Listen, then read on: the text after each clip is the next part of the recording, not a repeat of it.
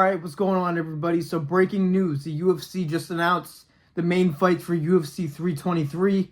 So, this is going to be a major card. This was rumored to be a major event. So what I'm going to be doing is going through all the announcements and giving my reaction to the matchups and the matchmaking of this event. Real quick, before I get into the video, 95% of you guys aren't subscribed. So, if you like UFC, pro boxing, or influencer boxing content, I post 2 to 4 times a week on this channel at least. So make sure you guys subscribe. I appreciate you. First, let's talk about this main one, since this is probably why you guys clicked on the video. So, Merab versus Petr Yan. Now, this makes sense if they want to have Merab this active. Merab, you can say what you want about him, but he is very active, and he doesn't take a lot of damage in his fight, so he's able to be very active, and I respect fighters that are in there all the time. We wanted this December card to be a major pay-per-view because the middle of this year seemed to be very dry, but thanks to Merab, we got multiple fights. Well, is it going to be an exciting one?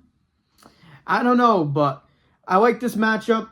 Petr Yan is one of these fighters that I feel like can randomly beat Merab. I'm not going to pick him, spoiler alert, but I feel like he has the abilities to randomly beat Merab. But Petr Yan is coming off a 3-fight win streak after a three-fight losing streak, if you guys remember, to Aljo, Sean O'Malley, and Merab, and then he went on a 3-fight win streak there. So, yeah, they're starting to give him a title shot after that. I think Petr Yan is a great fighter, and like I said, he could randomly beat Merab. He has great boxing, he has good wrestling, but we've seen him get bullied by wrestling in the past by Mr. Merab himself. This is the second fight, so I don't really think it's going to go much differently unless Petr Yan is able to hurt Merab and finish him with a combination and ground and pound. But I think Merab is going to do his devious methods in this fight because we've seen it in his last fight. And that's how he beat Yan the first time. So he's probably not going to change it up very much. He's not going to want to get caught. And Petr Yan can probably hurt him to the body with a body kick or hurt him upstairs with a punch. So Merab's not going to want to take chances. I think this will end up being a boring fight, but the next fight definitely won't be. And that fight is Pantoja versus Van. Now, Joshua Van has been on a major run. He just had a major last-second win versus Brandon Royval where he dropped him and ended up winning the overall fight because of that. And it was a great fight. Royval put up a good fight, but Van showed he had incredible boxing and counter-punching skills and very good takedown defense too, to be fair. But Pantoja is just a different animal. I feel like, gosh, he's just going to be able to take Van down.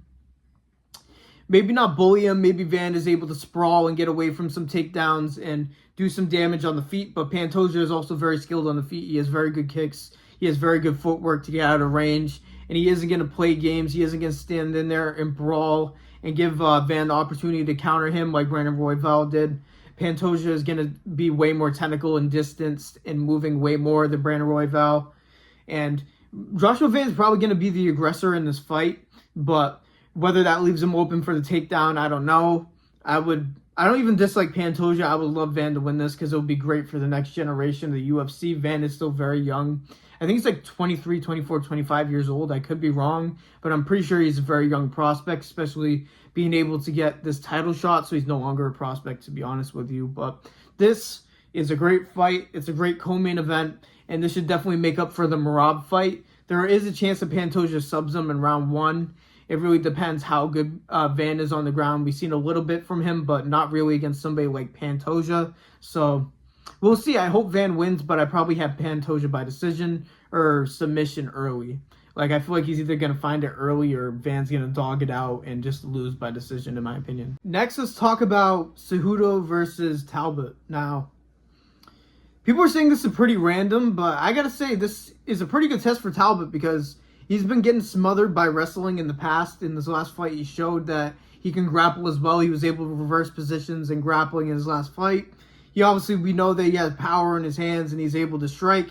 And Henry Cejudo is just kind of sitting there in the rankings, barely fighting and losing to everybody. So this is a great test for him, and this is a great opportunity for Talbot to get into the rankings. I don't know where this will necessarily leave him when he... I'm like, let me not say it because he's gone fraud check before, but somebody is technically less than Cejudo. If you... MMA math doesn't always work, so we don't need to play that game, but Cejudo's going to put the pressure on him, try to wrestle him. He seems to always have some sort of like way out of fights, Cejudo, so I don't know if it's going to be one of those things. I was under the impression, I thought it was a good idea to have him wait and have him be on the prelims of the White House card because he's an Olympic fighter. But I guess it's possible for him to be active in between. So, but I feel like Cejudo is one of the only Olympic American fighters that we have left. So this is a good matchup for Talbot. It's good to show if his grappling has improved. It's good to show if he's not going to get smothered by the top of the division, but the grappling, whether he can get off his striking and get away from takedowns. Nobody cares that you have a loud car, dude. Nobody gives a fuck. I'm sorry, but God, this street annoys me. Oh, let me compose myself. They just got to convince people that their dick's not small. It's okay. It's okay. I like this fight, though. I really do like this fight. Yeah, I got sidetracked. Fuck it. And lastly, let's talk about Moreno versus Terra. Now, I know I skipped the Blachowicz one, but I'm not really that familiar with his opponent. I don't know how he went under my radar. I know amazing MMA YouTube channel, or at least it's not what all I do, but it is what it is. I'll talk about it in the prediction video when that comes up, so I'll just save it for that. But Moreno versus Terra is going to be a very, very exciting fight. It's very important for the division, and it could end up being next up for the title shot if Terra wins, or maybe they give Moreno another shot. It is very possible. Tatsuro Terra has some very sick kicks and very sick jiu-jitsu. He doesn't sit there and do nothing. He goes for finishes. Moreno is one of the most balanced overall fighters in UFC. This is going to be an absolute banger in every single facet. I don't think there will be boring points in this fight. Tatsuro Terra isn't the type to stall. He'll pull guard and try to finish you, but I think that this is going to be very fun. I think that Moreno is going to bring the fight that he always brings. He always brings the energy and pressure. And then Terra is going to try to keep the distance with his side kicks and try to bring him to the ground. I think this is going to be a very high-paced fight. And I know that's usually a thing with these lower weight classes. This is just going to be even better in my opinion. I think this is a great matchup. This could end up being fight of the night because Pantoja versus Van could be one-sided. Merab could be boring. Blachowicz always brings it in his fights. Talbot, maybe if he gets a knockout or something. But I think this has potential for fight of the night because they're both going to bring it, and it's such an important shot for both of them. It's so important. They could either get a title shot from his performance. So I'm very excited about that fight also. And overall, this card is just very good. It's just very good. And they might even add more fights onto this card. Obviously, they're going to add prelims. The prelims could be very strong on this card too because it seems like a lot of people were inactive and just waiting for this December card. So I think this is going to be a very stacked card, and it should be. And obviously January, I think it confirms that January is going to be Ilya's card. Who the co-main event's going to be, we'll see. But that could be announced in the near future. Who knows? It could be announced in November, December. UFC works and throws these things out randomly sometimes. So we'll see. But those are my thoughts on UFC 323. I think this is going to be a major good event. We were waiting for an event with some juice.